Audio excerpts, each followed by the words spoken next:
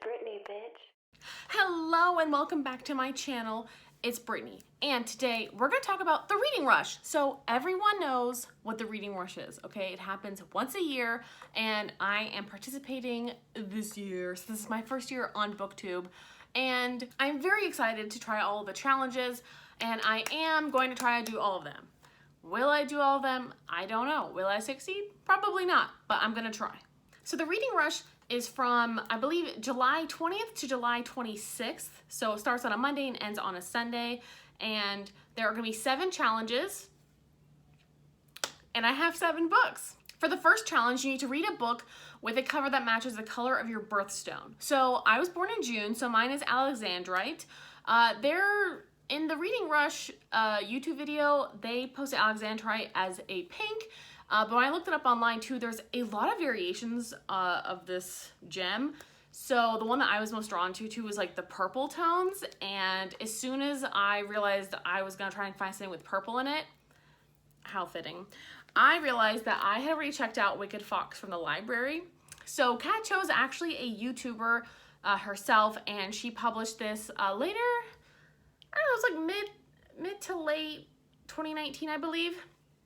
So this is actually a young adult novel, and I know it's very popular, and it's basically about Korean folklore. It's about Korean folklore, and I absolutely love when that happens. So basically this is about Mi-young. I believe her name is Mi-young. Mi-young, yes. And she's a gumiho, which means that basically she's like a 9-tailed fox, and she takes the souls of men to live forever, basically. And I don't really want to know much else past that. I did read the inside cover, and it talked about her meeting a boy and trying to protect him. She revealed who she is, and therefore she lost her soul. Now she's trying to find herself again. I don't know how that works, but I'm very interested to find out. And I already looked at the first page, and it looked very interesting to me. So I'm really excited for this, and it's a beautiful cover. And everyone's been talking about it. Everyone loves this. I haven't heard any super bad things about it. I've seen 1 or 2 reviews that were just yeah, this is just not for me.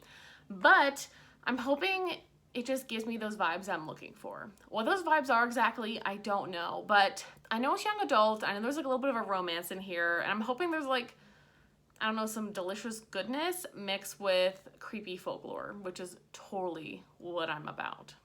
For the next challenge, you need to read a book that starts with the word the. And I actually had a bunch of options for this. I was very surprised because a lot of times it can be very hard to find something that starts with the word the. I know it sounds weird, but a lot of people do struggle with that, and I know I have too when I thought about it, until the fact that I went to the library a month ago, and I just picked these up because I saw them on the shelves and I wanted to buy them. You know what I mean? Because I wanted to check them out, and I've wanted to read them for a long time, and the fact that they were in my library and they're all hot books that were on my list that you look at a book, you're oh, I remember that one. I decided to just get a bunch of books, and I picked The Last House Guest for this. And I don't really know too much of what it's about. I know it's a Reese's Book Club deliciousness, and I do love those, and the cover is really fun. But as far as I know, these 2 girls became friends in Maine, and then one of them commits suicide, and they're trying to figure out what's going on. That's all I know. I really don't know much else about this thriller, but I think it's technically a thriller. I don't know. Don't overstay your welcome. Child, no. And I think I'm also picking books, I picked a lot of books that were not super long because I've been reading a bunch of very, very, very, very long books. To me, 500 pages is not super long, but if you're reading those kind of books back to back to back and you're trying to read them quickly, it's very difficult. Since this is under 350 pages, it's not that bad. So that's also one of the reasons I picked this one, and also because I had another book that had the word the in it, but it's by the same author of something later, and I wanted to switch it up a little bit, and also switch up what I'm reading, because they're both historical fiction. So this one was obviously a thriller, and I do have another thriller, I guess, on this list. So there's gonna be 2 thrillers. The next one is to read a book that has inspired a movie you've already seen. And for this, I've gone with Gone Girl, which has been on my TBR for a long time in my bookshelf, and I've never read it. And I watched the movie years and years ago, and honestly, I remember the movie really well, and I only saw it one time. And if you know that shower scene I'm talking about, memorable. So I'm actually really excited to read this. However, it's very, very tiny writing in here, which concerns me a lot because I actually thought this was gonna be like a quick read, but like the more that I look at this, like, I don't know. I do have this on audiobook as well because I knew this challenge was coming up and I knew the books I already had picked, and I saw it available as an audiobook, so I decided to snag that bad boy. So if I need to, I might switch between that and the audiobook. Well, so we'll see, because I've never really done that a whole lot before, because unless you like leave off on a certain chapter, I feel like that's kind of difficult to do. Which, because this book doesn't have like chapter 1, chapter 2. It has like Nick Dunn, 4 Days Gone or whatever. But I guess that's another easy way to do it. So I'm going to try Gone Girl and see if I loved it as much as I did enjoy the movie. The movie was super good and thrilling, but since I already know what happens, I'm not sure if I'm going to love it. But we're going to see, because I recently read Sharp Objects by Gillian Flynn, and I really liked it. I think I gave that one 4 stars, and I enjoyed it. But this, I don't know. We're going to see. The next challenge is to read the first book that you touch. And for this, I'm going with the Fire on High by Elizabeth Azevedo. That wasn't even a word. By Elizabeth Azevedo. I can't ever say her name, because I know it's like Azevedo, but in Spanish, a lot of times you like roll like this noise. Azevedo. Azevedo. Azevedo. It just sounds weirder the more I say it. But anyway, this is definitely the first book I touched when I went into my library. So that is kind of how I chose this book. And I also got this one on audiobook because I know a lot of people have said that she narrates her own audiobooks, which I know she does for all of her books, but I decided just to pick this up in case I wanted to read it too. But I will be probably listening to the audiobook because I love her voice, and I see some of like the words in here, like instead of abuela, she has just buela, like she took off the A. And I don't know, I'm really hoping that I'm gonna like it. I'm really excited for this one because I know it centers around cooking, and as far as I know, like she has a kid really young. I don't know if this is like a true story, by the way. I'm pretty sure this is like just straight fiction. But she has a child, and her mom obviously helps her raise her daughter. I think it's a daughter. And she basically has to cook. Let's see.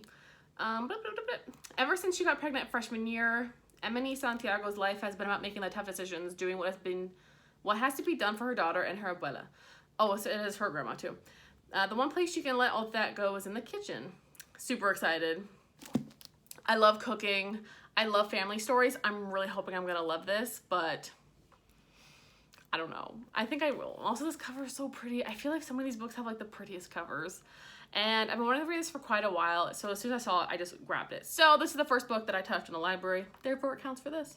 Number 5 is to read a book completely outside of your house. And for this, I'm actually gonna go with Such a Fun Age by Kylie Reid. And that's actually the like featured book from the Reading Rush that people voted on, which I voted for. It won. And then I got it on audiobook. It actually came way earlier than I expected. I was like, thank God, because I'm actually going to be dog sitting the whole week of the 20th through the 24th. So I will be outside of my house, so I will be able to listen to that outside of my house, and it counts because it's not my house. This is basically about a woman who is a babysitter, and she's babysitting a white child, and she goes to a supermarket, and then she's accused of kidnapping the child, and then just a bunch of events ensue, as far as I know. So I'm just really excited to jump into this. I'm trying not to find out any more about it, so I've been avoiding any spoilers, because I know so many people love this book, and it's very hyped right now, and I just cannot wait to jump in. But it is an audiobook form, so I don't have the book format, so I'm going to listen to it like when I'm walking the dog and like making dinner by myself and all that fun stuff. So I think that's what I'll be doing, because I don't want to come back, because I will be coming back to my house to work, because obviously my workstation is here, and I'm not moving my workstation to their house for a few days. It's not happening. So I'll be coming back here to work, so I can't listen to that audiobook while I'm at my house, and that is my rule, and I'm going to stick to it. I'm going to make sure it's completely outside of my house. I will be in my car or in their house or walking the dog. I will not be here. The next challenge is to read a book that you've always wanted to read more of, like in a genre that you've always wanted to read more of. And for me, that's gonna be graphic novels, because I've read probably under 10 in my entire life, and I've definitely enjoyed them. I think I got like 3 books into the Walking Dead series, because it actually was a comic series beforehand. Or it's the comics. Comics, graphic novels, I don't really know the differences. I'm dumb, I'm sorry. But Heartstopper Volume 1 by Alice Oseman. I actually read this before it was like cool online, but I want to like a refresher because I haven't read it in years, and this is actually like the volume in a book, and my library like just got this in, It even still has the new sticker on it, so I'm really excited, and I hope I love it, because I enjoyed looking at the comics online, but since it's like in a book form, like, I don't know. I hope I love it, and hopefully it'll also be a quick read too, because it's not like I have to read like too many words. It's a lot of like cute, oh God, this is so adorable. Like, obviously like drawings and stuff. Aren't these like freaking precious? Ugh, anyway, so I'm really excited to read this, and it's something I want to read more of. And if you have any graphic novel suggestions, please drop them below, because I feel like I always see them and then I forget like what their names are, but like I remember like what they look like. Like, I know one of them is called Sheets. I really want to look at that one. And one of them is about like, I can't remember what it's called, but it has only white and pink on the inside. Like, there's so many graphic novels that I actually want to read, but I just do not remember their names, and I don't remember why. I don't know, it's terrible, but I want to. So if you have any suggestions, no matter what it is, I like weird and creepy shit too, please drop that below. The seventh and final challenge is to read a book that takes place on a continent where you don't live. And for me, I went with one of my favorite authors, Lisa C. I haven't read this book of hers. It is The Tea Girl of Hummingbird Lane, and I know this takes place in, I'm pretty sure it's China. Hold please. Yep, and the remote Chinese mountain village. Lisa C definitely has a place. It's like Nicholas Sparks always did his in North Carolina. Well, obviously, Lisa C is going from her heritage and she's researching it, and it's so freaking cool. But anyway, I really don't know anything else about this. Let me read the inside thing. I have not read it. She basically like has a baby and then has to get adopted and sent to California. Ouch. And then like they're searching for each other, and I think that they're like looking for meaning or something. I don't know.